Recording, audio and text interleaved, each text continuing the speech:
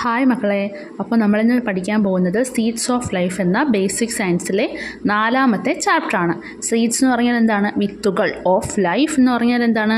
ജീവിതത്തിൻ്റെ വിത്തുകൾ. ഇപ്പോൾ ചാപ്റ്റർ തുടങ്ങുന്നത് തന്നെ ഒരു കുഞ്ഞു കഥ വെച്ചാണ്. നോക്കിയേ, കഥ നോക്കാം. One day a wise king felt that he should test the honesty of the children of the country. The king called all the children to the palace. അപ്പോൾ ഒരു ദിവസം രാജാവിന് തോന്നി അദ്ദേഹത്തിൻ്റെ നാട്ടിലുള്ള എല്ലാ കുട്ടികളുടെയും ഓണസ്റ്റി, സത്യസന്ധത ഒന്ന് പരിശോധിക്കണം. അങ്ങനെ എല്ലാ കുട്ടികളെയും കൊട്ടാരത്തിലേക്ക് വിളിപ്പിച്ചു. Everyone was given seeds. എല്ലാവർക്കും ഓരോ സീഡ്സ് കൊടുത്തു. It was announced that the valuable gifts will be given to those who bring this seed after germinating in to a plant after 3 months. അപ്പോൾ രാജാവ് എന്ത് പറഞ്ഞു? 3 മാസം കഴിഞ്ഞ് ഈ സീഡ്, ഞാൻ ഈ തന്ന സീഡ് ഒരു പ്ലാന്റ് ആക്കി കൊണ്ടുവരുന്നത് ആരാണോ, ഒരു ജെർമിനേറ്റ് ചെയ്ത് അതിനെ മുളപ്പിച്ചൊരു പ്ലാന്റായി കൊണ്ടുവരുന്ന ആരാണോ അവർക്ക് ഞാൻ എന്ത് കൊടുക്കും? പ്രൈസ് കൊടുക്കും, ഒരു ഗിഫ്റ്റുകൾ കൊടുക്കും. Ping, a farmer boy was also present in the group of children. അപ്പോൾ ആ കുട്ടികളുടെ ഇടയിൽ പിങ് എന്ന കുട്ടിയും ഉണ്ടായിരുന്നു. He buried the seeds in the soil of the pot and watered them, but the seed did not germinate. അപ്പോൾ അവൻ എന്ത് ചെയ്തു? അവനും ഈ വിത്ത് കൊണ്ടുവന്ന് നട്ടു, അതിന് വെള്ളം ഒഴിച്ചു, എന്നിട്ടും സീഡ് മുളച്ചു വന്നില്ല. After 3 months, all the children come to the palace with flowered plants. They all made fun of Ping, who came to the palace with an empty pot. അപ്പോൾ 3 മാസങ്ങൾ കഴിഞ്ഞു. രാജാവ് പറഞ്ഞതുപോലെ എല്ലാവരെയും കൊട്ടാരത്തിലേക്ക് വീണ്ടും വിളിപ്പിച്ചു. അപ്പോൾ എല്ലാവരും എന്താണ്, നല്ല പൂക്കളൊക്കെ ഉള്ള ചെടികളുമായി വന്നു. അപ്പോൾ പിങ്ങിന് മാത്രം എന്തില്ല? ചെടിയും ഇല്ല. അവൻ ആ വിത്ത് മാത്രം, നട്ട വിത്ത് മുളച്ചതുമില്ല. അങ്ങനെ അവൻ കൊട്ടാരത്തിലേക്ക് വന്നു. എന്നാൽ എല്ലാ കുട്ടികളും അവനെ കളിയാക്കി. The king examined each one's plants. When he reach Ping, the king was happy. അപ്പോൾ കിങ് എന്ത് ചെയ്തു? ഓരോരുത്തരുടെ ചെടികളും നോക്കി. എന്നിട്ട് പിങ്ങിൻ്റെ അടുത്തെത്തി. നോക്കിയപ്പോൾ രാജാവ് നോക്കിയപ്പോൾ ചെടിയില്ല. എന്നാലും അദ്ദേഹത്തിന് സന്തോഷമായിരുന്നു. The king said, "This is the winner. Only seeds with life will germinate. The seeds I gave you were lifeless." അപ്പോൾ അദ്ദേഹം എന്ത് പറഞ്ഞു? ഇവനാണ് യഥാർത്ഥ വിജയി. കാരണം എന്താണ്? Seeds with life will germinate. ജീവനുള്ള വിത്തുകൾ മാത്രമേ മുളയ്ക്കൂ. ഞാൻ നിങ്ങൾക്ക് തന്നത് ജീവനില്ലാത്ത വിത്തുകളായിരുന്നു. Have you read the story of Ping? Only living seeds germinate, right? Isn't it the life within tiny seeds that grows into even huge trees? അപ്പോൾ നിങ്ങൾ പിങ്ങിൻ്റെ കഥ വായിച്ചല്ലോ. അപ്പോൾ എന്താണ്? ജീവനുള്ള വിത്തുകൾ മാത്രമേ മുളയ്ക്കൂ എന്ന് മനസ്സിലായല്ലോ. അപ്പോൾ എന്താണ്? ചെറിയ വിത്തുകൾക്കുള്ളിലുള്ളത് എന്താണോ അതാണ് വലിയ മരങ്ങളായി മാറുന്നത്. അപ്പോൾ നിങ്ങൾ കുറച്ച് സീഡ്സ് കളക്ട് ചെയ്യണം. എന്നിട്ട് എന്ത് ചെയ്യണം? അതിനെപ്പറ്റി ഒരു ടേബിൾ ഉണ്ടാക്കണം. അതായത് ആദ്യത്തെ കോളേജിൽ ഏതോ പ്ലാന്റ് ആണെന്ന് എഴുതണം, അതിൻ്റെ കളറ്, എന്നിട്ട് ആ പ്ലാന്റിൻ്റെ സീഡിൻ്റെ കളറും ഷേപ്പും സൈസും ബാക്കിയുള്ള ഫീച്ചേഴ്സ് എല്ലാം ഒരു ടേബിൾ പോലെ എഴുതുക. നിങ്ങൾക്ക് എല്ലാ സീഡ്സും കളക്ട് ചെയ്യാം. മാംഗോ കഴിക്കാറുണ്ട് നിങ്ങൾ, അപ്പോൾ അതിൻ്റെ സീഡ് എടുക്കാം. അതിൻ്റെ സീഡ് വലുതാണ്, അതുപോലെ തന്നെ ചെറിയ സീഡ്സ് ഉള്ളതും ഉണ്ട്. അങ്ങനെ ഏത് സീഡ് വേണമോ കളക്ട് ചെയ്യാം. അപ്പോൾ അടുത്തെന്താണ്? Let's germinate seeds. അപ്പോൾ നമുക്ക് വിത്തുകളെ മുളപ്പിക്കാം.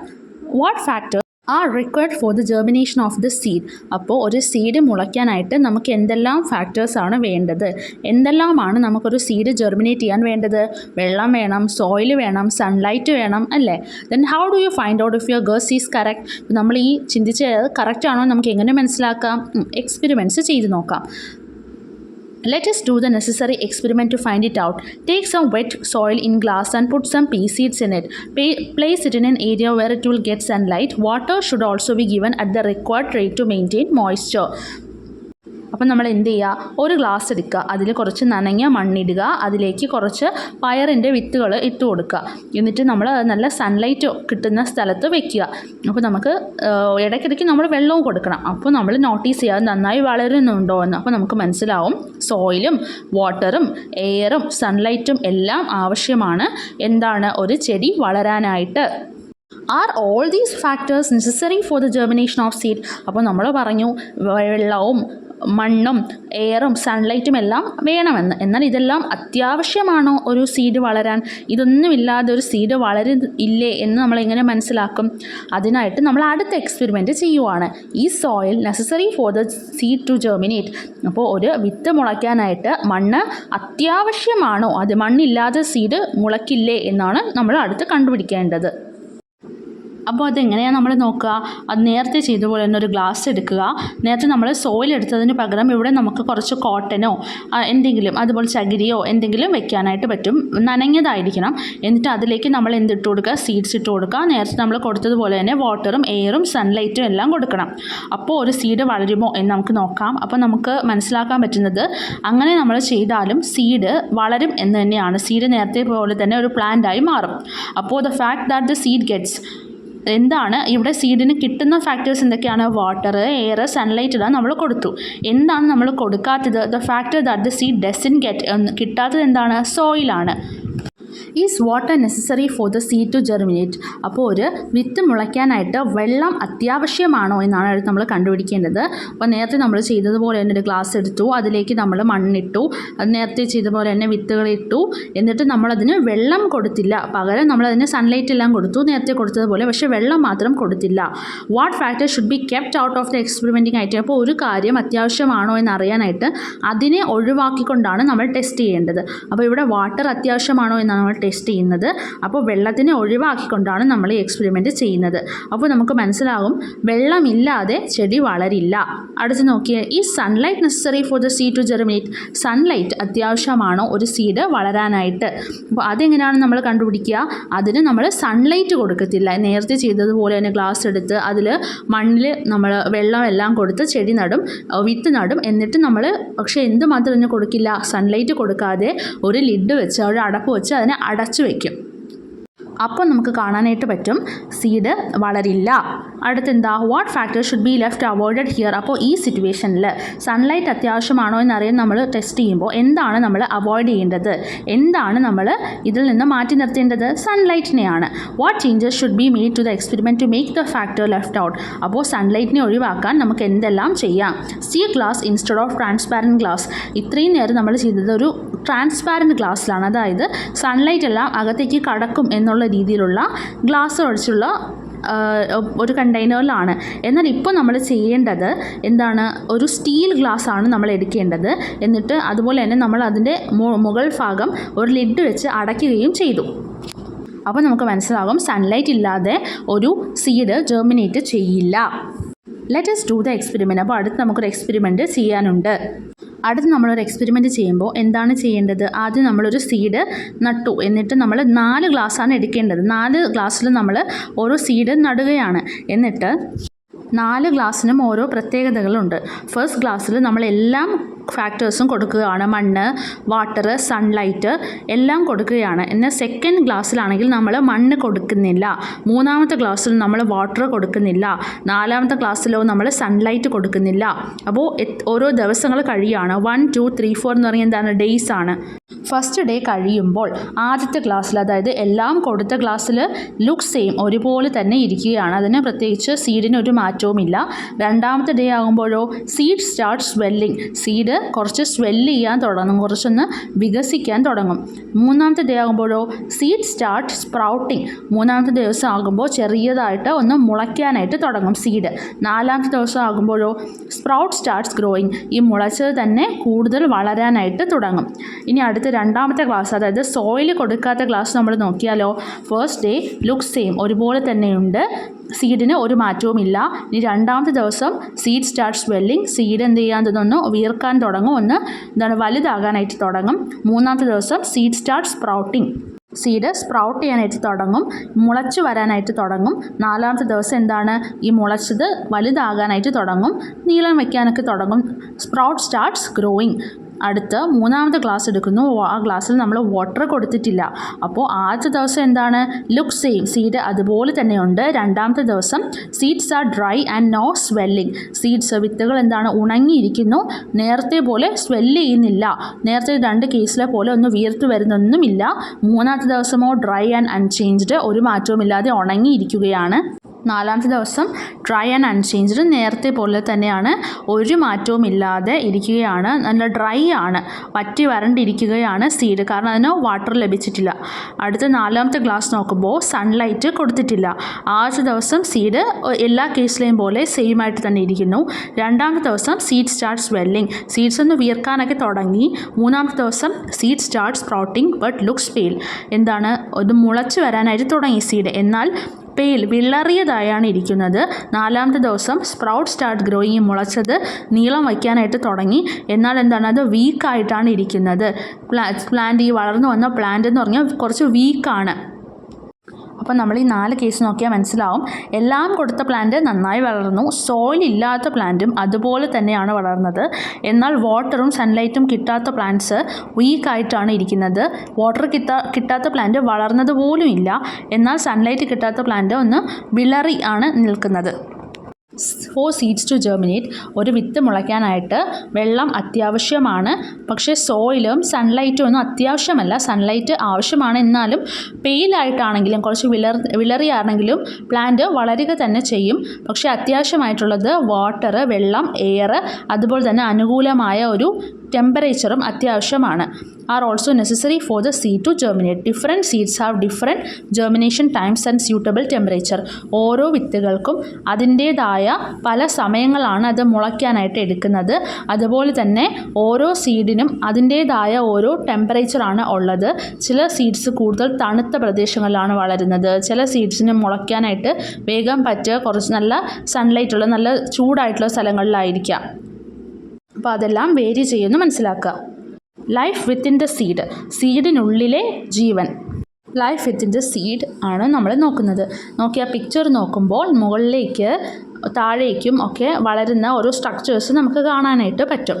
ആദ്യം ഒരു വിത്തായിരുന്നു. ആ വിത്തിന് താഴേക്ക് ഒരു സ്ട്രക്ചർ വളർന്നു. അതാണ് റാഡിക്കിൾ എന്ന് പറയുന്നത്. റാഡിക്കിളാണ് പിന്നീട് റൂട്ടായിട്ട് മാറുന്നത്, വേരുകളായിട്ട് മാറുന്നത്. ഇനി മുകളിലേക്ക് വളരുന്നതിൻ്റെ പേരാണ് പ്ലിമ്യൂൾ. പ്ലിമ്യൂളാണ് പിന്നീട് സ്റ്റെമ്മും ലീഫും എല്ലാമായി മാറുന്നത്. പിന്നെ എന്തുണ്ട്, കോട്ടിലിഡൻ ഉണ്ട്. കോട്ടിലിഡൻ കണ്ടോ, യെല്ലോ കളറാണ് കോട്ടിലിഡൻ എന്ന് പറയുന്നത്. The change in the seed, ഒരു വിത്തിലുണ്ടാകുന്ന മാറ്റം. അതായത് നമ്മൾ ഒരു സീഡിൽ ഓരോ ദിവസം കഴിയുന്തോറും എന്തെല്ലാം മാറ്റങ്ങൾ ഉണ്ടാകും എന്നാണ് ഈ ടേബിളിൽ നമ്മൾ കംപ്ലീറ്റ് ചെയ്യേണ്ടത്. 5 ദിവസങ്ങളിൽ എന്തെല്ലാം മാറ്റങ്ങൾ ഉണ്ടാകുമെന്ന് കംപ്ലീറ്റ് ചെയ്യണം. സൈസ് ഓഫ് സീഡ്, ഒരു വിത്തിൻ്റെ വലിപ്പത്തിൽ എന്തൊക്കെ മാറ്റങ്ങളാണ് നമ്മൾ ഒരു വിത്ത് നടുന്നതിന് ശേഷം ഉണ്ടാകുന്നത്. ഫസ്റ്റ് ദിവസം seed is soaked but starts getting bigger. Seed ഒന്ന് കുതിർന്നിരിക്കും, നമ്മൾ മണ്ണിൽ നട്ടതിന് ശേഷം ഒന്ന് കുതിർന്നിരിക്കും, എന്നാൽ അത് സൈസ് വലുതാകുകയും ചെയ്യും. First day. സെക്കൻഡ് ഡേ എന്നാണ് seeds become soaked and gross bigger. ആദ്യത്തെ ദിവസം പോലും തന്നെയാണ്, പിന്നെ കുറച്ചുകൂടി വലുതാകും. 3-ാമത്തെ ദിവസം എ ക്രാക്ക് അപ്പിയേഴ്സ്. ഒരു ക്രാക്ക് എന്ന് പറഞ്ഞാൽ എന്താണ്, ഒരു പൊട്ടൽ പോലെ സീഡിൽ ഉണ്ടാകും. 4-ാമത്തെ ദിവസം ക്രാക്ക് വൈഡൻസ്, ആ പൊട്ടൽ വികസിച്ച് കുറച്ചൊന്ന് വലുതാകും. 5th ഡേ ക്രാക്ക് ഓപ്പൺസ്, ആ പൊട്ടുക എന്ന് പറയുമ്പോൾ ഒരു വര പോലെ ആയിരിക്കും കിടക്കുക, അതൊന്ന് പുറത്തേക്കായിട്ട് അതിനകത്തു നിന്ന് സ്ട്രക്ചേഴ്സ് പുറത്തേക്ക് വരാനായിട്ട് തുടങ്ങും. അത് പൊട്ടിയതിന് ശേഷം അതിനകത്തുള്ളത് പുറത്തേക്ക് വരാനായിട്ട് തുടങ്ങും. അടുത്ത് ഔട്ടർ കവറിങ് ഓഫ് സീഡ്, ഒരു സീഡിൻ്റെ പുറം തോട്, അതിനെന്താണ് സംഭവിക്കുക? Remain fix to the seed. ആദ്യത്തെ ദിവസം അത് സീഡിനോട് ചേർന്ന് തന്നെ ഇരിക്കും.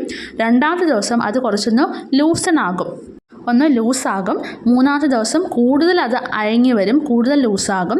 4-ാമത്തെ ദിവസം ക്രാക്ക് ഓപ്പൺ. നേരത്തെ നമ്മളൊരു ഒരു ക്രാക്ക് ഉണ്ടാകും, ഒരു പൊട്ടലുണ്ടാകും എന്ന് പറഞ്ഞു. അത് പൊട്ടിയത് ഓപ്പൺ ആകാൻ തുടങ്ങും. 4-ാമത്തെ ദിവസം ആ പുറം തോട് എന്ത് ചെയ്യും, ഷെഡ് ചെയ്ത് പോവും. അത് അഴിഞ്ഞു പോകുന്നത് പോലെ അങ്ങ് പുറത്തേക്ക് അങ്ങ് പോവും. അടുത്ത റാഡിക്കിളിന് എന്ത് മാറ്റമാണ് സംഭവിക്കുന്നത്? The part which is germinating and growing downwards from the seed, ഒരു വിത്തിൽ നിന്ന് താഴേക്ക് വളരുന്ന പാർട്ടാണ് റാഡിക്കിൾ. ആദ്യത്തെ ദിവസം അതിന് ഒരു മാറ്റവും ഉണ്ടാകില്ല. സെക്കൻഡ് ഡേ അത് കൂടുതൽ ബിക്കം വിസിബിൾ, അതായത് നമുക്ക് കൂടുതൽ റാഡിക്കിൾ കാണാനായിട്ട് പറ്റും. ഫസ്റ്റ് ഡേ നമുക്കത് കാണാനായിട്ട് പറ്റില്ല. സെക്കൻഡ് ഡേ ആകുമ്പോൾ നമുക്ക് കാണാനായിട്ട് പറ്റും റാഡിക്കിൾ ഉണ്ട് എന്ന്. 3-ാമത്തെ ദിവസം റാഡിക്കിൾ താഴേക്ക് വളരുന്നതായിട്ട് നമുക്ക് കാണാൻ പറ്റും. Start growing downwards. 4-ാമത്തെ ദിവസമോ ഗ്രോസ് മോർ തിക്കർ, കുറച്ചുകൂടെ കട്ടിയിൽ വളരുന്നതായിട്ട് നമുക്ക് കാണാനായിട്ട് പറ്റും. 4-ാമത്തെ ദിവസം starts growing deep to the soil, സോയിലിൻ്റെ ഉള്ളിലേക്ക് ഡീപ്പായി വളരുന്നത് നമുക്ക് കാണാനായിട്ട് പറ്റും റാഡിക്കിൾ. അടുത്ത പ്ലിമ്യൂളിന് എന്ത് മാറ്റമാണ് വരുന്നത്? പ്ലിമ്യൂൾ എന്ന് പറഞ്ഞാൽ എന്താണ്, സ്റ്റെമ്മും ലീഫും എല്ലാം ഫോം ചെയ്യുന്ന പാർട്ടാണ് പ്ലിമ്യൂൾ എന്ന് പറയുന്നത്. Plumule the part which is germinating and growing upward from the seed.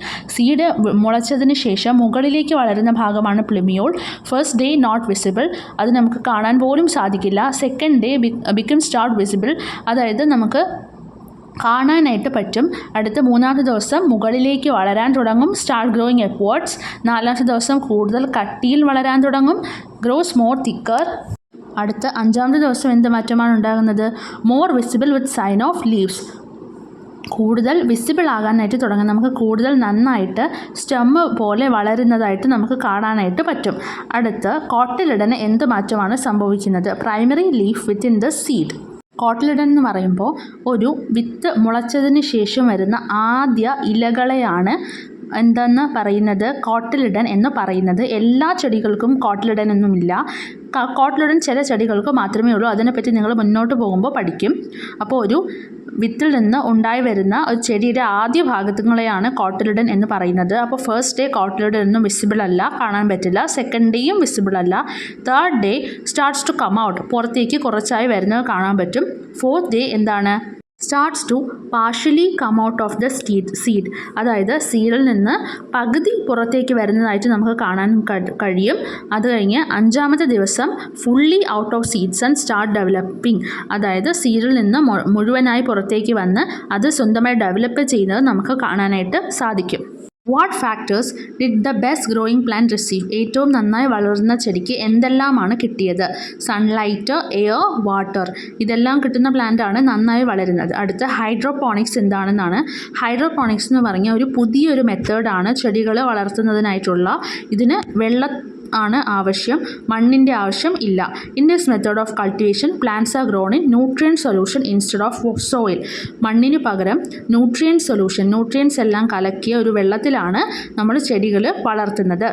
Plants make their food in their leaves. Plants അവർക്ക് വേണ്ട ഭക്ഷണം ഉണ്ടാക്കുന്നത് അവരുടെ ഇലകളിലാണ്. എന്നാൽ ഇലകളെല്ലാം ഉണ്ടാകുന്നതിന് മുൻപ് അതൊരു വിത്തായിരിക്കുമ്പോൾ അതിനെവിടെ നിന്നാണ് ഭക്ഷണം കിട്ടുന്നത്? The food for the plant under the seed germinate and gross A leaf is obtained from cotyledon. ഒരു ഇലകൾ ഉണ്ടാകുന്നതിന് മുന്നേ ഒരു സീഡ് ആയിരിക്കുമ്പോൾ എവിടെ നിന്നാണ് ഒരു പ്ലാന്റിന് ഭക്ഷണം ലഭിക്കുന്നത്? അവരുടെ കോട്ടിലിഡനിൽ നിന്നാണ്. ഒരു പീ സീഡിന് എത്ര കോട്ടിലിഡൻ ഉണ്ട്? അതായത് ഒരു പയറിൻ്റെ വിത്തിന് എത്ര കോട്ടിലിഡൻ ആണ് ഉള്ളത്? അത് ഒരു ഡൈക്കോട്ടാണ്, 2 കോട്ടിലിഡനാണ് അതിന് ഉള്ളത്. അടുത്ത് ഒരു കോണിൻ്റെ കോട്ടിലിഡനെ പറ്റി കാണിച്ചിട്ടുണ്ട്. കോണിൻ്റെ കോട്ടിലിഡൻ നോക്കുമ്പോൾ നമുക്ക് മനസ്സിലാകും. എൻഡോസ്പോം കാണിച്ചിട്ടുണ്ട്. അതിൽ എൻഡോസ്പോമാണ് എന്തായി മാറുന്നത്? മോണോക്കോട്ട് പ്ലാന്റ്സിൻ്റെ ഫുഡായിട്ട് മാറുന്നത്. ഫുഡ് എന്ന് പറയുമ്പോൾ സീഡിൻ്റെ ഫുഡായിട്ട് മാറുന്നത്. മോണോക്കോട്ട് പ്ലാന്റ്സ് എന്ന് പറഞ്ഞാൽ ഒരു കോട്ടിലിഡനുള്ള പ്ലാന്റ്സ്. ഇത് കോൺ ഇവിടെ കാണിച്ചിരിക്കുന്നതിന് ഒരു കോട്ടിലിഡനേ ഉള്ളൂ. There is 1 cotyledon in a corn. ഒരു കോണിൽ ഒരു കോട്ടിലിഡൻ മാത്രമേ ഉള്ളൂ. Endosperm is a part attach to the cotyledon. കോട്ടിലിഡനോട് ചേർന്നിരിക്കുന്ന ഭാഗമാണ് എൻഡോസ്പോം എന്ന് പറയുന്നത്. ഒരു കോട്ടിലിഡനുള്ള പ്ലാന്റ്സിൽ in plants with only 1 cotyledon food for the plant is obtained from endosperm. ഒരു പ്ലാന്റിന് വേണ്ട ഭക്ഷണം കിട്ടുന്നത് എൻഡോസ്പോമിൽ നിന്നാണ്. പ്ലാന്റ്സ് എന്ന് പറയുമ്പോൾ എന്താണ്? ഒരു പ്ലാന്റിന് ലീഫ് എല്ലാം ഉണ്ടാകുന്നതിന് മുൻപ് ആ സമയത്ത് ഭക്ഷണം ലഭിക്കുന്നത് മോണോക്കോട്ട് പ്ലാന്റ്സിൽ ഈ എൻഡോസ്പോമിൽ നിന്നാണ്. Changes that occur during seed germination. ഒരു വിത്ത് മുളയ്ക്കുമ്പോൾ എന്തെല്ലാം മാറ്റങ്ങളാണ് സംഭവിക്കുന്നതെന്നാണ് അടുത്ത് നമ്മൾ പഠിക്കേണ്ടത്. നമുക്ക് കുറച്ച് പുളി, ജാക്ക് ഫ്രൂട്ട്, കാഷ്യൂ ഇതിൻ്റെ എല്ലാത്തിൻ്റെയും സീഡ്സിനെ മുളപ്പിച്ച് നോക്കാം എന്നാണ് പറയുന്നത്. സീഡ് ജെർമിനേഷൻ, വിത്ത് മുളയ്ക്കുക. The seed become soaked and outer shell burst. Seed സോക്കാകും. വിത്ത് ഒന്ന് കുതിർന്നു കഴിഞ്ഞതിന് ശേഷം ഔട്ടർ ഷെല്ല് ബേസ്റ്റ് ചെയ്യും. ഒരു സീഡിൻ്റെ പുറന്തോട് പൊട്ടും. First the radicle and then the plumule emerge. ആദ്യം റാഡിക്കലും പിന്നീട് പ്ലിമ്യൂളും പുറത്തേക്ക് വരും. Radicle becomes the root of the plant. Radicle പ്ലാന്റിൻ്റെ റൂട്ടായിട്ട് മാറും. Plumule becomes the stem and leaf. Plumule എന്തായി മാറും? സ്റ്റെമ്മും ലീഫുമായി മാറും. The growing plant consumes the food stored in the cotyledon or endosperm under the photosynthesis is fully functional. വളർന്നു വരുന്ന പ്ലാന്റ്സിന് എങ്ങനെയാണ് ഭക്ഷണം ലഭിക്കുന്നത്? ഒന്നുകിൽ കോട്ടിലിഡനിൽ നിന്ന് അല്ലെങ്കിൽ കോട്ടിലിഡനോട് ചേർന്ന എൻഡോസ്പോമിൽ നിന്നാണ് ഭക്ഷണം ലഭിക്കുന്നത്. അത് സ്വന്തമായി ഫോട്ടോസിന്തസിസ് ചെയ്യാൻ ക്യാപ്പബിൾ ആകുന്നത് വരെ അതിന് ഭക്ഷണം ലഭിക്കുന്നത് ഈ കോട്ടിലിഡനിൽ നിന്നോ എൻഡോസ്പോമിൽ നിന്നോ ആണ്.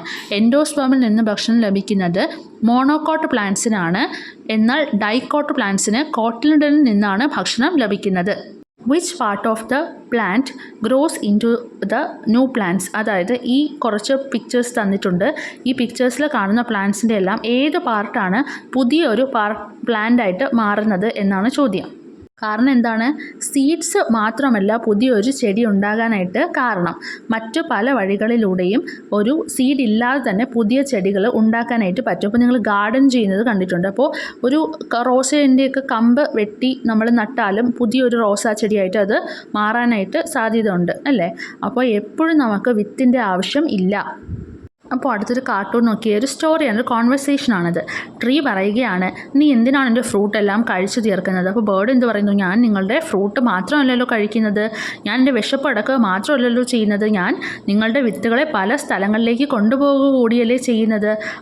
അപ്പോൾ അതിനിടയ്ക്ക് ഒരു ക്വസ്റ്റ്യൻ കൂടിയുണ്ട്, ഹ്യൂമൻസ് എങ്ങനെയാണ് സീഡ് ഡിസ്പേഴ്സലിനെ ഹെൽപ്പ് ചെയ്യുക? അതായത് ഹ്യൂമൻസ് എങ്ങനെയാണ് വിത്തിനെ ഒരു സ്ഥലത്ത് നിന്ന് മറ്റൊരു സ്ഥലത്തേക്ക് എത്തിക്കാൻ ഹെൽപ്പ് ചെയ്യുക? അപ്പോൾ കൃഷിയിലൂടെ നമ്മൾ എന്താണ് നടുന്നത്? വിത്തുകളാണ് നടുന്നത്. അതുപോലെ തന്നെ ഗാർഡനിങ് നമ്മൾ ചെയ്യുന്നുണ്ട്.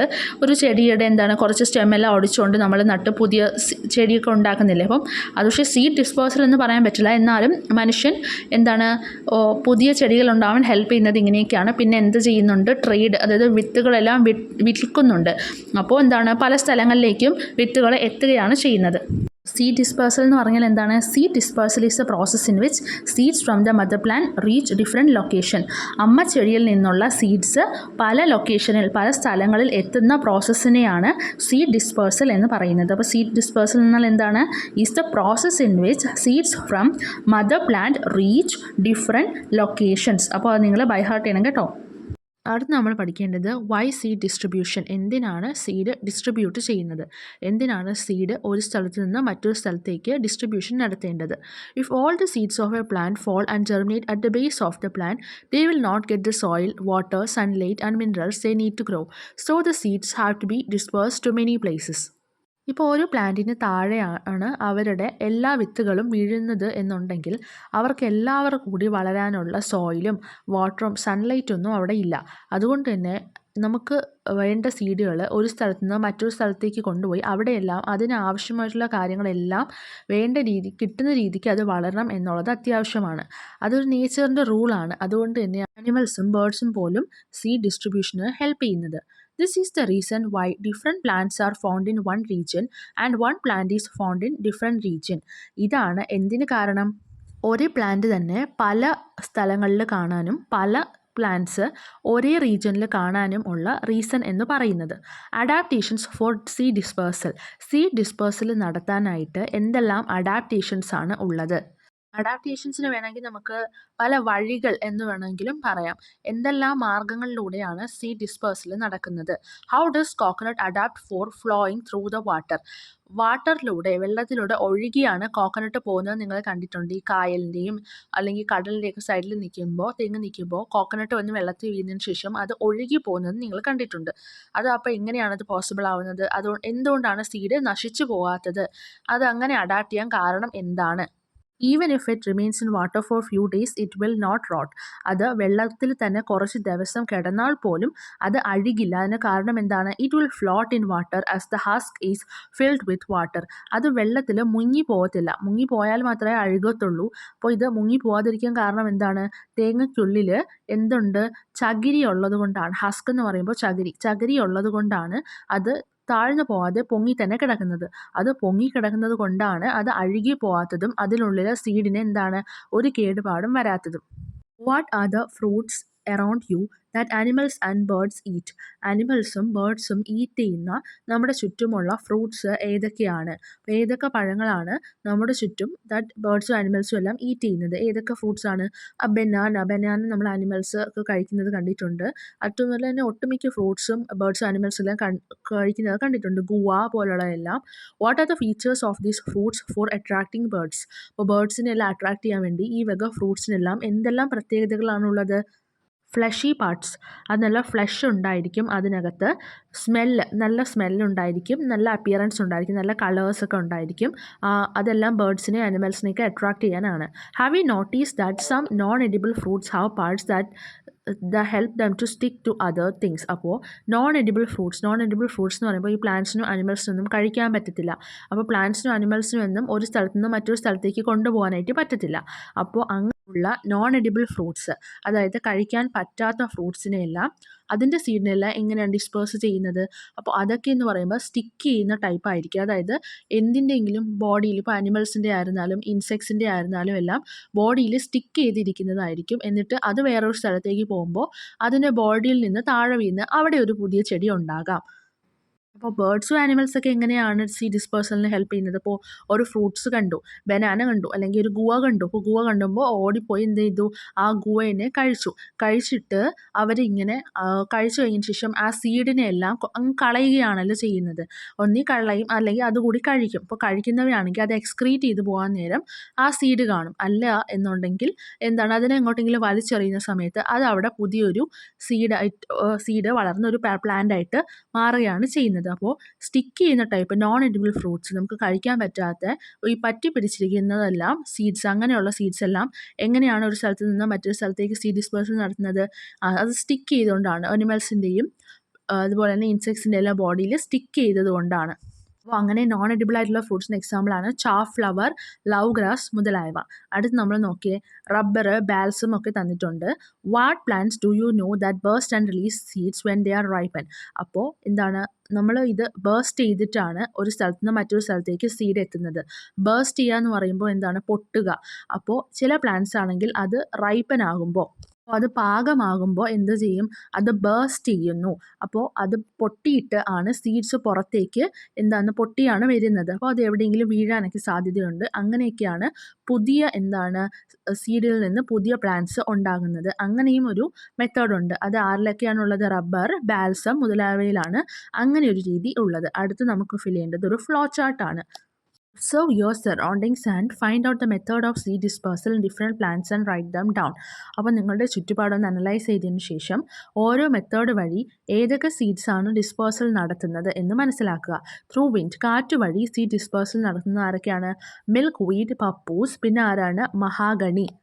മിൽക്ക് വീഡ്, പപ്പൂസ് എന്ന് പറയുമ്പോൾ അപ്പൂപ്പൻ താടിയാണ് കേട്ടോ. പിന്നെ മഹാഗണിയും കൂടിയാണ് വിൻഡ് വഴി, കാറ്റ് വഴി സീഡ് ഡിസ്പേഴ്സൽ നടത്തുന്നത്. അടുത്ത് ബേസ്റ്റിംഗ്, പൊട്ടിയിട്ട് പുറത്തേക്ക് വരുന്ന സീഡ്സ് ആരിലൊക്കെയാണുള്ളത്? Ladies finger, rubber, balsam.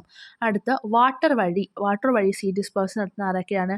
Coconut. അടുത്ത് ആനിമൽസ് വഴി ചെയ്യുന്നത് ഇപ്പോൾ ഗുവയിലും ജാക്ക് ട്രീയിലും എല്ലാം ആനിമൽസിൻ്റെ ഹെൽപ്പോട് കൂടിയാണ് സീഡ് ഡിസ്പേഴ്സൽ നടക്കുന്നത്. ജാക്ക് ട്രീ ആരാണ്? ചക്ക. ഗുവ ആരാണ്? പേര. അടുത്തെന്താണ്? നോക്കൂ, സീഡ്സ്, പലതരത്തിലുള്ള സീഡ്സ് ആണ് ഈ തന്നിരിക്കുന്നത്. അപ്പോൾ സീഡ്സ് വെച്ച് വേറെ എന്തൊക്കെ യൂസസ് ആണ് നമുക്കുള്ളതെന്നാണ്. സീഡ്സ് വെച്ചിട്ട് നമുക്ക് ഓയിൽസ് ഉണ്ടാക്കാനായിട്ട് പറ്റും. അപ്പോൾ സൺഫ്ലവറിൻ്റെ സീഡ്സ് വെച്ചിട്ടാണ് സൺഫ്ലവർ ഓയിൽ ഉണ്ടാക്കുന്നത്. അതുപോലെ തന്നെ ഫുഡായിട്ട് നമുക്ക് കഴിക്കാനായിട്ട് പറ്റും. പംകിൻ സീഡ് നമ്മൾ കഴിക്കാറുണ്ട്. അതുപോലെ തന്നെ ചിയ സീഡ്സ് നമ്മൾ കഴിക്കാറുണ്ട്. അപ്പോൾ അതെല്ലാം സീഡ്സിൻ്റെ മറ്റൊരു യൂസസ് ആണ്. ആദ്യം നമ്മൾ അവിടെയുള്ള 2 ലീവ്സിനെ നന്നായിട്ട് നോക്കുക. What is remaining in these leaves that have lost their green parts? അപ്പോൾ ഈ ഇലകളുടെ നമ്മളുടെ കാണുന്ന ഈ ലീഫ് ബേസ് ഇല്ലേ, പച്ച കളർ ഇലയുടെ ആ പച്ച കളർ മാറ്റിക്കഴിഞ്ഞു. നമ്മൾ അത് ഈ ഉണങ്ങിയ ഇലയൊക്കെ നോക്കുക, പച്ച കളറൊക്കെ പോയതിന് ശേഷം നോക്കുമ്പോൾ നമുക്കതിൽ കുഞ്ഞു കുഞ്ഞു വരകൾ മാത്രം കാണാൻ പറ്റും. ഈ വരകൾ അതിൻ്റെ വെയിൻസ് ആണ്. അപ്പോൾ നമുക്കുണ്ട് വെയിൻസ്, അതുപോലെ പ്ലാന്റ്സിലെ ലീഫിനും ഉണ്ട് veins. As the veins R arranged in the same way in both the leaves, ഈ 2 ലീഫ് എടുത്ത് നോക്കിയാൽ ഒരുപോലെയാണോ വെയിൻസ് അറേഞ്ച് ചെയ്തേക്കുന്നത്? അല്ല. അപ്പോൾ ഫസ്റ്റ് ലീഫ് നോക്കുമ്പോഴോ, a main vein extending from the node to the tip. അപ്പോൾ ആദ്യം ഒരു മെയിൻ വെയിൻ ഉണ്ടല്ലേ, ഒരു പ്രധാനപ്പെട്ട ഒരു വെയിൻ ഉണ്ട്. അതിനുശേഷം ചെറിയ ചെറിയ വെയിൻസ്, കുഞ്ഞു കുഞ്ഞു വെയിൻസ് ആ ലീഫിൽ മുഴുവനായിട്ടുണ്ട്. എന്നാൽ രണ്ടാമത്തെ ലീഫ് നോക്കിയാലോ, നേരെ സ്ട്രെയിറ്റ് ലൈൻസ് പോലെയുള്ള വെയിൻസുകളാണ് കാണാൻ പറ്റുന്നത്. അവിടെ അങ്ങോട്ടും ഇങ്ങോട്ടും ഒരു റാൻഡമായിട്ട് എങ്ങനെയെങ്കിലുമൊക്കെ അറേഞ്ച് ചെയ്ത് വെച്ചിരിക്കുന്ന വരകൾ, അതായത് വെയിൻസ് നമുക്ക് കാണാൻ പറ്റത്തില്ല. അപ്പോൾ അതാണ് ഇത് രണ്ടും തമ്മിലുള്ള വ്യത്യാസം. അപ്പോൾ അപ്പോൾ ആ രണ്ടിനും ഓരോ പേരുകളൊക്കെ കാണുമല്ലേ, അതുകൊണ്ടാണല്ലോ അത് 2 പിക്ചേഴ്സ് തന്നിരിക്കുന്നത്. അപ്പോൾ അതാണ് നമ്മൾ അടുത്ത് പഠിക്കേണ്ടത്. നമ്മൾ ആദ്യത്തെ ലീഫ് നോക്കുമ്പോൾ ഒരു മെയിൻ ആയിട്ടുള്ള ഒരു വെയിൻ ഉണ്ട്. അതിനുശേഷം ചെറിയ ചെറിയ ഒരുപാട് വെയിൻസ് ഉണ്ട്. അതെല്ലാം ഈ മെയിൻ ആയിട്ടുള്ള നടുക്ക് കാണുന്ന വെയിനിലോട്ട് കണക്റ്റഡ് ആയിരിക്കും. ഇതെല്ലാം നമ്മൾ നോക്കുമ്പോൾ ഒരു നെറ്റ് പോലെയാണ് ഇരിക്കുന്നത്, ഒരു വല പോലെയാണ് ഇരിക്കുന്നത്. ഇതിനെയാണ് റെറ്റിക്കുലേറ്റ് വീനേഷൻ എന്ന് പറയുന്നത്. ഇനി എന്താണ് പാരലൽ വീനേഷൻ എന്ന് പറയുന്നതെന്ന് നമുക്ക് നോക്കാം. സെക്കൻഡ് പിക്ചർ നോക്കുമ്പോൾ veins in the leaf start from the node of the leaf and reach the tip in parallel without touching each other. This is parallel venation. അപ്പോൾ നോഡ് എന്ന് പറയുമ്പോൾ ഈ ലീഫിൻ്റെ ബേസ്, ഇലയുടെ നമ്മൾ കാണുന്ന ഈ ഗ്രീൻ പാർട്ട് തുടങ്ങുന്ന സ്ഥലമാണ് നോഡ് എന്ന് പറയുന്നത്. അപ്പോൾ അവിടെ നിന്ന് തുടങ്ങി ലീഫിൻ്റെ അറ്റം വരെ നോക്കുമ്പോൾ സ്ട്രെയിറ്റ് ആയിട്ടുള്ള ലൈൻസ് ആണ് നമുക്ക് കാണാൻ പറ്റുന്നത്. അതിനെയാണ് എന്തെന്ന് പറയുന്നത്, പാരലൽ വീനേഷൻ എന്ന് പറയുന്നത്. ഈ ഓരോ വെയിൻസും ഈ സ്ട്രെയിറ്റ് ആയിട്ട് ലൈൻസ് ഉള്ളപ്പോൾ സ്ട്രെയിറ്റ് വെയിൻസ് ആണ്. അപ്പോൾ അത് രണ്ടും തമ്മിൽ ടച്ച് ചെയ്യുന്നതേ ഇല്ല, രണ്ട് വരകൾ തമ്മിൽ ടച്ച് ചെയ്യുന്നതേ ഇല്ല. അപ്പോൾ അതാണ് പാരലൽ വീനേഷൻ എന്ന് പറയുന്നത്. ഞാനൊരു എക്സാമ്പിൾ പറഞ്ഞുതരാം. ഇപ്പം നിങ്ങൾ ഒരു മാംഗോ ട്രീയുടെ ലീഫൊക്കെ എടുത്ത് നോക്കുകയാണെങ്കിൽ നിങ്ങൾക്ക് കാണാൻ പറ്റുക റെറ്റിക്കുലേറ്റ് വീനേഷൻ ആയിരിക്കും. എന്നാൽ നിങ്ങളൊരു ബനാന, അതായത് ഒരു വാഴയുടെ ലീഫൊക്കെ എടുത്ത് നോക്കുകയാണ് എന്നുണ്ടെങ്കിൽ, ഒരു പ്ലാന്റീൻ്റെ ലീഫൊക്കെ എടുത്ത് നോക്കുകയാണെങ്കിൽ നിങ്ങൾക്ക് കാണാൻ പറ്റും അതെന്താണ്, ഇതുപോലെ സ്ട്രെയിറ്റ് ലൈൻസ് ആയിരിക്കും രണ്ടാമത്തെ പിക്ചർ പോലെ. കാരണം അതിന് പാരലൽ വീനേഷൻ ആണ്. ഗ്രാസസിനും എന്ത് വീനേഷൻ ആണ്? പാരലൽ വീനേഷൻ ആണ്. അപ്പോൾ അടുത്ത് നമ്മൾ 2 ലീഫുകൾ തന്നിട്ടുണ്ട്. ഫസ്റ്റ് ജാക്ക് ഫ്രൂട്ട് ട്രീ ആണ്. ജാക്ക് ഫ്രൂട്ട് ട്രീ എന്ന് പറയുമ്പോൾ എന്താണ്, പ്ലാവിലയും. രണ്ടാമത് ബാംബുവിൻ്റെ ലീഫും തന്നിട്ടുണ്ട്. അപ്പോൾ ആദ്യത്തത് ഏതാണ് നിങ്ങൾക്ക് മനസ്സിലായി? റെറ്റിക്കുലേറ്റ് വീനേഷൻ ആണ്. രണ്ടാമത്തേതാണ് parallel venation. Is there any relationship between venation of leaves and the structure of their roots? ഒരു പ്ലാന്റിൻ്റെ ലീഫിലെ വീനേഷനും അതേ പ്ലാന്റിൻ്റെ തന്നെ റൂട്ടിന് തമ്മിൽ എന്തെങ്കിലും ഒരു റിലേഷൻ, ഒരു ബന്ധമുണ്ടോ എന്നുള്ളതാണ്. Plants with parallel venation has fibrous Roots. അതായത് പാരലൽ വീനേഷൻ ഉള്ള പ്ലാന്റ്സിന്, ലീഫിന് പാരലൽ വീനേഷൻ ആണ് എന്നുണ്ടെങ്കിൽ അതിൻ്റെ റൂട്ട്സ് ഫൈബ്രസ് റൂട്ടുകളായിരിക്കും. ഫൈബ്രസ് റൂട്ട്സ് എന്ന് പറയുമ്പോൾ നാര് പോലെയുള്ള റൂട്ടുകളായിരിക്കും. ഇപ്പോൾ ഗ്രാസ്, നിങ്ങൾ ഒരു പുല്ല് എടുത്ത് നോക്കുകയാണെങ്കിൽ അതിൻ്റെ ലീഫുകൾ എന്താണ്, പാരലൽ വീനേഷൻ ആയിരിക്കും. എന്നാൽ അതിൻ്റെ റൂട്ട് എങ്ങനെയുള്ളതായിരിക്കും? ഫൈബ്രസ്, നാര് പോലെ ഇരിക്കുന്ന റൂട്ടുകളാണ് നിങ്ങൾക്ക് കാണാനായിട്ട് പറ്റുക. എന്നാൽ നമ്മൾ ഒരു പ്ലാവ്, മാവ്, അതിൻ്റെയൊക്കെ ലീഫുകൾ എടുത്ത് നോക്കുകയാണ്. Plants with reticulate venation has tap root. അതായത് ഇത് പ്ലാവ്, മാവ്, ഇതിനെല്ലാത്തിനും എന്ത് വീനേഷനാണ്? റെറ്റിക്കുലേറ്റ് വീനേഷൻ ആണ്. എന്നാൽ അതിൻ്റെ റൂട്ട് നോക്കുമ്പോൾ അതെല്ലാം ടാപ്പ് റൂട്ട് സിസ്റ്റമാണ്. ടാപ്പ് റൂട്ട് എന്ന് പറഞ്ഞാൽ എന്താണ്? ഒരു മെയിൻ റൂട്ട് കാണും, അതിനകത്ത് നിന്ന് കുഞ്ഞു കുഞ്ഞു റൂട്ട്സ് പുറത്തേക്ക് വരും. അത്രയേ ഉള്ളൂ. നമ്മൾ സാധാ കാണുന്ന റൂട്ട്, നമ്മൾ വരയ്ക്കത്തില്ലേ റൂട്ട്, അത് ഒക്കെ എന്താണ്? ടാപ്പ് റൂട്ടാണ്. ഒരു വലിയ മെയിൻ റൂട്ടുണ്ട്, എന്നിട്ട് അതിൽ നിന്ന് കുഞ്ഞു കുഞ്ഞു റൂട്ട്സുകൾ പുറത്തേക്ക് വരും. അതാണ് ടാപ്പ് റൂട്ട് സിസ്റ്റം എന്ന് പറയുന്നത്. Look at the picture. എന്ത് ചെയ്യണം? ഈ പിക്ചർ നോക്കണം. അപ്പോൾ what is special about the root of jackfruit tree? അപ്പോൾ ജാക്ക് ഫ്രൂട്ട് ട്രീയുടെ റൂട്ട് എങ്ങനത്തെയാണ്? ടാപ്പ് റൂട്ടാണ്. How is the root of the grass plant different from the root of jackfruit tree? അപ്പോൾ പ്ലാവിൻ്റെ ഇലയിൽ നിന്ന് എങ്ങനെയാണ് ഗ്രാസിൻ്റെ ഇലകൾ വ്യത്യസ്തമായിട്ടുള്ളത്? അതുപോലെ തന്നെ നമ്മൾ റൂട്ട്സ് നോക്കണം, എങ്ങനെയാണ് റൂട്ട്സ് തമ്മിൽ വ്യത്യാസമുള്ളതെന്നുള്ളത്. Don't you see a large root growing down from the stem in the root system of jackfruit tree? അപ്പോൾ നിങ്ങൾ പ്ലാവിൻ്റെ റൂട്ട്സിലേക്ക് നോക്കിയാൽ ഒരു മെയിൻ ലാർജ് റൂട്ട് വരുന്നു, അതിനുശേഷമാണ് ചെറിയ ചെറിയ റൂട്ട്സ് വരുന്നത്. അത് നമുക്ക് കാണാനായിട്ട് പറ്റും. അതിനെയാണ് ടാപ്പ് റൂട്ട് എന്ന് പറയുന്നത്. The other small roots are growing from this root ആരെന്തേ? അതായത് ഒരു മെയിൻ റൂട്ടുണ്ട്, അതിൽ നിന്നാണ് ബാക്കിയുള്ള റൂട്ട്സ് എല്ലാം വരുന്നത്. അതാണ് ടാപ്പ് റൂട്ട് സിസ്റ്റം എന്ന് പറയുന്നത്. A taproot is a root system consisting of taproot growing downwards from the base of the stem and branching roots growing from it. അപ്പോൾ taproot എന്ന് പറയുമ്പോൾ ഒരു റൂട്ട് സിസ്റ്റം ആണ്. അത് എങ്ങനത്തെ റൂട്ട് സിസ്റ്റം ആണ്? taproot growing downwards from the base of the stem and branching roots growing from it. അതായത് ഒരു പ്രധാനപ്പെട്ട റൂട്ട് എന്താണ്? സ്റ്റെമ്മിൻ്റെ ബേസിൽ നിന്ന്, സ്റ്റെമ്മിൻ്റെ ഏറ്റവും അറ്റത്ത് നിന്ന് താഴേക്ക് വളരുന്നു. ആ റൂട്ടിൽ നിന്നാണ് ബാക്കിയുള്ള റൂട്ടുകളെല്ലാം വരുന്നത്. അതാണ് ടാപ്പ് റൂട്ട് സിസ്റ്റം എന്ന് പറയുന്നത്. മാംഗോ ട്രീയിലും ജാക്ക് ഫ്രൂട്ട് ട്രീയിലും നമുക്ക് ടാപ്പ് റൂട്ട് സിസ്റ്റം കാണാനായിട്ട് പറ്റും. അടുത്ത ഫൈബറസ് റൂട്ട് സിസ്റ്റം എന്താണെന്നാണ്. Many fibre like roots grow from the base of the stem. Plants belonging to the grass family has a fibrous root system. അപ്പോൾ fibrous root system എന്ന് പറയുമ്പോൾ ഒരുപാട് നാരുകൾ പോലത്തെ റൂട്ട്സ് ആണ് വരുന്നതായിട്ട് നമുക്ക് കാണാനായിട്ട് പറ്റുക. അതായത് സ്റ്റെമ്മിൻ്റെ ഏറ്റവും താഴെ ഭാഗത്ത് നിന്ന്, അറ്റത്ത് നിന്ന് നാരുകൾ പോലത്തെ റൂട്ട്സ് വരുന്നതായിട്ട് നമുക്ക് കാണാനായിട്ട് പറ്റും. Plants belonging to the grass family has a fibrous root system. അപ്പോൾ ഗ്രാസ് ഫാമിലിയിലുള്ളവർക്ക്, പുല്ലുകൾക്ക് ഏത് റൂട്ട് സിസ്റ്റമാണ്? ഫൈബറസ് റൂട്ട് സിസ്റ്റമാണ്. അടുത്ത് കുറച്ച് ലീവ്സ് ഓഫ് ദ പ്ലാന്റ്സ് തന്നിട്ടുണ്ട്. കുറച്ച് പ്ലാന്റ്സിൻ്റെ ഇലകൾ തന്നിട്ടുണ്ട്. Green gram, grass, jackfruit tree, coconut tree. ഇതിനെല്ലാം എന്ത് വീനേഷനാണെന്നും എന്ത് റൂട്ട് സിസ്റ്റം ആണെന്നും എഴുതണം. ഗ്രീൻ ഗ്രാമിൽ റെറ്റിക്കുലേറ്റ് വീനേഷനാണ്, ഗ്രാസിൽ പാരലൽ വീനേഷനാണ്, ജാക്ക് ഫ്രൂട്ട് ട്രീയിൽ റെറ്റിക്കുലേറ്റ് വീനേഷനാണ്, കോക്കനട്ട് ട്രീയിൽ പാരലൽ വീനേഷനാണ്. അപ്പോൾ ഞാൻ ഈ വീനേഷൻ പറഞ്ഞപ്പോൾ തന്നെ നിങ്ങൾക്ക് ഏതായിരിക്കും റൂട്ട് സിസ്റ്റം എന്ന് മനസ്സിലായി കാണും. റെറ്റിക്കുലേറ്റ് വീനേഷൻ ഉള്ളവർക്ക് ടാപ്പ് റൂട്ട് സിസ്റ്റവും പാരലൽ വീനേഷൻ ഉള്ളവർക്ക് ഫൈബറസ് റൂട്ട് സിസ്റ്റവുമാണ് ഉള്ളത്. അതർ ടൈപ്സ് ഓഫ് റൂട്ട്സ് മറ്റു തരം റൂട്ടുകളെ പറ്റിയാണ്. Although roots are usually grown from the radicle, some roots are formed from stem, branches etcetera. They are prop root, stilt root and clinging root. Roots എന്ന് പറയുന്നത് റാഡിക്കലിൽ നിന്നാണ് ഉണ്ടാകുന്നതെങ്കിലും ചില റൂട്ട്സ് സ്റ്റെമ്മിൽ നിന്നും ബ്രാഞ്ചസിൽ നിന്നും വരെ ഉണ്ടാകാം. അങ്ങനെയുള്ള റൂട്ട്സിന് എക്സാമ്പിളാണ് prop root, stilt root, clinging root എക്സാമ്പിളൊക്കെ. അത് കഴിഞ്ഞ് pneumatophores are a special kind of roots found in mangroves. കണ്ടൽ കാടുകളിൽ കാണുന്ന ഒരു പ്രത്യേക തരം റൂട്ടാണ് ന്യൂമാറ്റോഫോർസ്. The tip of the roots rise from the soil to the atmosphere. ഈ റൂട്ട്സ് എന്ന് പറയുമ്പോൾ താഴെ നിന്ന് മുകളിലേക്കാണ് വളരുന്നത്. സാധാരണ റൂട്ട്സ് എന്ന് പറയുമ്പോൾ മുകളിൽ നിന്ന് താഴേക്കാണ് വളരുന്നത്. ഇതൊരു കമ്പ് കുത്തിവെച്ച പോലെ മുകളിലോട്ട് ഒരു സോയിൽ നിന്ന് വളർന്നു നിൽക്കുകയാണ് ചെയ്യുന്നത്. They are known as breathing roots as a help in exchange of gases. അവരെ ബ്രീത്തിങ് റൂട്ട്സ് എന്നാണ് പറയുന്നത്. ശ്വസിക്കാൻ ഉപയോഗിക്കുന്ന റൂട്ട്സ് എന്നാണ് പറയുന്നത്. കാരണം they helps in the exchange of gases. അവർ ഗ്യാസസ് എക്സ്ചേഞ്ച് ചെയ്യാനായിട്ട് ഹെൽപ്പ് ചെയ്യുന്നു. കാരണം അവരെന്താണ് ഗ്യാസസ് എക്സ്ചേഞ്ച് ചെയ്യുന്നു പറയുമ്പം ബ്രീത്തിങ്, ശ്വാസം എടുക്കുക എന്ന് പറയുന്നത് ഒരു ഗ്യാസ് എക്സ്ചേഞ്ച് ചെയ്യുന്ന പ്രോസസ്സാണല്ലോ. അതുകൊണ്ടാണ് അതിനെ എന്തെന്ന് പറയുന്നത്, ബ്രീത്തിങ് റൂട്ട്സ് എന്ന് പറയുന്നത്. അപ്പോൾ റാഡിക്കലിൽ നിന്നല്ലാതെ സ്റ്റെമ്മിൽ നിന്നും ബ്രാഞ്ചിൽ നിന്നും എല്ലാം ഉണ്ടാകുന്ന റൂട്ടുകളാണ്. എക്സാമ്പിളാണ് prop root, stilt root, clinging root, pneumatophores എല്ലാം. അപ്പോൾ അതിൻ്റെ 4 പിക്ചേഴ്സ് ഇവിടെ തന്നിട്ടുണ്ട്. അടുത്ത് മോണോകോട്ട് പ്ലാന്റ്സും ഡൈക്കോട്ട് പ്ലാന്റ്സും എന്താണെന്നാണ്. മോണോകോട്ട് എന്ന് പറയുമ്പോൾ ഒരു കോട്ടിലിഡൻ ഉള്ളവർ, ഡൈക്കോട്ട് എന്ന് പറയുമ്പോൾ 2 കോട്ടിലിഡൻ ഉള്ളവർ. അപ്പോൾ ഇവിടെ ഒരു ടേബിൾ പോലെ തന്നിട്ടുണ്ട്, 2 പിക്ചേഴ്സ് തന്നിട്ടുണ്ട്.